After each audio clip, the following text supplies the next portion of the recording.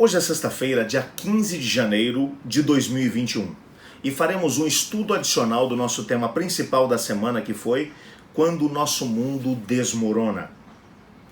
Você está no canal? Eu estudo a lição com o pastor Samuel Camilo.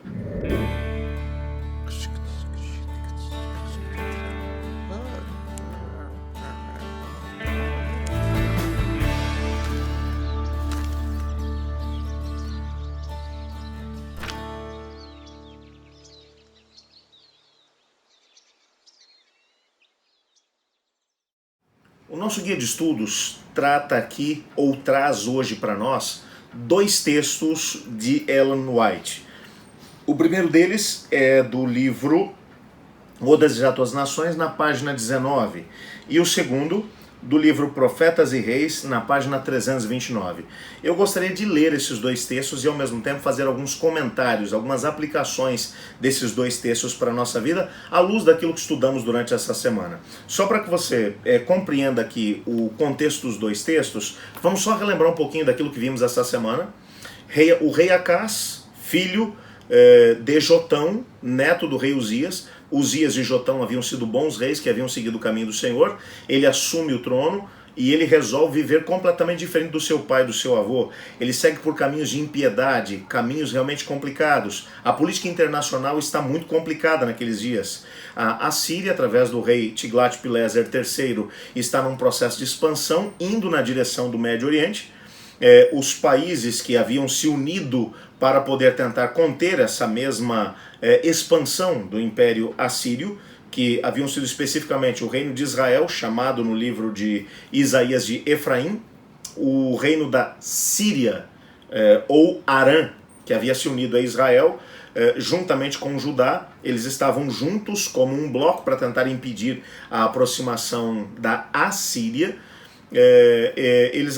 O rei Acás acaba quebrando essa mesma coalizão e, ao invés de poder se unir a eles, vai tentar estabelecer uma aliança diretamente com a Assíria.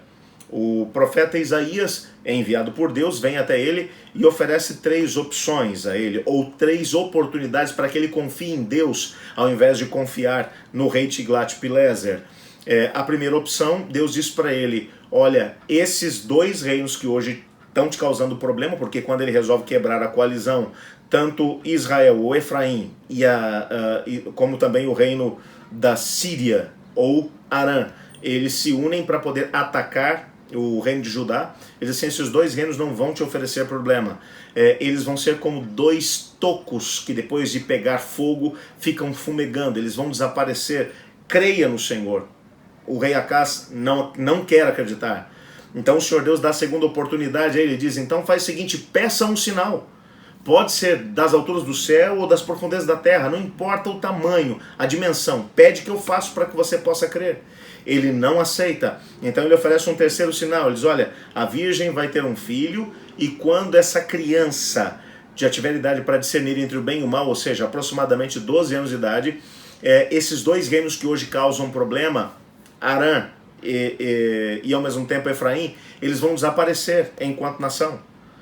Eu sou contigo, creia nisso. Mesmo assim, ele não aceita.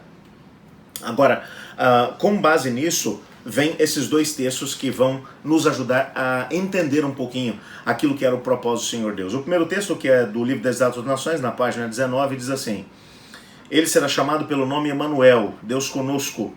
O brilho do conhecimento da glória de Deus é visto na face de Cristo. Desde os dias da eternidade, o Senhor Jesus Cristo era um com o Pai. Era a imagem de Deus, a imagem da sua grandeza e majestade, o resplendor da glória divina. Foi para manifestar essa glória que ele veio ao mundo. Veio à terra obscurecida pelo pecado, revelar a luz do amor de Deus, para ser Deus conosco. Portanto, a seu respeito foi profetizado: e lhe chamará Emanuel. Esse texto, obviamente, que está aplicando, está fazendo já a aplicação que Mateus acabou fazendo a respeito do da própria profecia de Isaías, no capítulo 7, verso 14, de que a virgem ficaria grávida e daria à luz um filho, o nome dele seria Emanuel. Mateus vai aplicar essa profecia ao nascimento de Jesus. Entretanto, o que Ellen White está dizendo aqui, e que pode ser aplicado também ao rei Acás, é que a promessa é de que se Acás acreditasse na promessa do Senhor, o Senhor Deus seria para ele o Deus conosco. Deus estaria junto com ele. Essa coligação dos dois países que haviam se unido para poder atacá-lo não seria um problema. Coligações maiores do que essa haviam acontecido em outras ocasiões. Mas quando os reis, aqueles que estavam no comando, acreditavam na presença do Senhor, o Senhor Deus interviu e deu salvação a eles. E Jesus veio para poder ser o Deus conosco, para poder ser Deus junto com a gente. E Deus viria para poder estar conosco para nos ajudar a enfrentar todas as dificuldades que a rebelião trouxe para o nosso planeta, para que não fôssemos obrigados a ceder à pressão que a rebelião faria, para que abandonássemos o caminho do Senhor. A rebelião não é a única opção. A rebelião não é a única opção.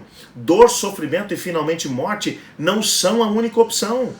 Nós temos que compreender que a nossa existência, quando comparada com a eternidade que o Senhor Deus nos oferece, ela não é nada. Eu gosto muito de uma frase que eu ouvi há pouco tempo atrás, que mencionava o seguinte: se você quer entender o que é que Deus tem para nós, à luz daquilo que a gente tem que enfrentar nessa vida, com todos os problemas e dificuldades, seria o mesmo que você chegar até a beira do oceano e juntar um pouco d'água com a sua mão, e você segurar esse pouco de água na sua mão. Aos poucos essa água vai se esvaindo, até que finalmente a última gota cai da sua mão. Você não consegue manter aquela água na sua mão. Assim é a nossa existência aqui nessa vida. Mas quando você olha para o oceano infinito, o oceano que é enorme, que é grandioso, ele pode ser comparado com o que o Senhor Deus tem para nós, com o que o Senhor tem oferecido para nós na vida eterna. Essa existência que temos é como se fosse a concha da nossa mão cheia de água, mas o Senhor Deus tem para nós uma existência eterna. O que é esse momento, esse bocadinho de água que a gente põe na nossa mão, que vai se esvaindo conforme o tempo vai passando, com o oceano, quando comparado com o oceano? Quando comparado com a eternidade, aquilo que a gente tem que viver aqui nesse mundo é muito pouco. E ainda assim o Senhor Deus olha pra gente e diz: e você não vai estar sozinho, eu vou estar junto com você, portanto confie em mim, mesmo que as circunstâncias externas sejam difíceis. O segundo texto é um texto, confesso, muito triste, que é do livro Profetas e Reis, na página 329, que diz assim: como teria sido bom para o reino de Judá se Acás tivesse recebido essa mensagem como vinda do céu. No entanto, escolhendo apoiar-se no poder humano, buscou a ajuda dos pagãos. Em desespero, ele enviou uma mensagem para Tiglat-Pileser III, rei da Assíria, dizendo: eu sou seu servo e seu filho. Venha me livrar do poder do rei da Síria e do poder do rei de Israel, e que se levantaram contra mim.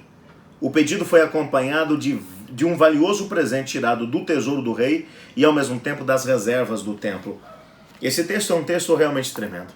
A pergunta que Ellen White faz é: como seria contada a história do rei Acás se ele tivesse acreditado? Nós jamais saberemos a resposta a essa pergunta, porque ele não acreditou, ele não aceitou, ele não confiou no Senhor. Ainda assim, ele pegou o que ele tinha de mais valioso e ofereceu para o rei da Assíria. E ainda pegou o que era de Deus, pegou de dentro do templo de Deus e entregou para esse rei. O que ele estava dizendo é o seguinte: o eu confio não é em Deus, eu confio no rei da Assíria. E quantos não são os reis da Assíria que nós encontramos hoje em dia? Quando a nossa fé é aprovada, ao invés de nos firmarmos no conhecimento do Senhor, de acreditarmos em Deus e seguirmos com Ele, sejam quais forem as circunstâncias, quantas vezes nós naufragamos diante da provação, diante das dificuldades. O grande desafio do Senhor Deus é para construirmos uma história de vitória com Cristo. Mas para que essa vitória seja completa e total, nós precisamos construí-la, tendo como base a confiança, uma confiança implícita no Senhor Jesus Cristo. Eu quero orar nesse momento para que Ele nos ajude a construir esse tipo de relação com Ele. Ore comigo. Senhor Deus, obrigado por Tua palavra e obrigado porque nela descobrimos que em Cristo encontramos todas as respostas que buscamos. Em Cristo temos a possibilidade de poder permanecer firmes. Em Cristo temos a possibilidade de vencer todas as provações. Ajuda-nos a crer nisso. Pois é em nome de Jesus que oramos, amém. Eu estudo a lição.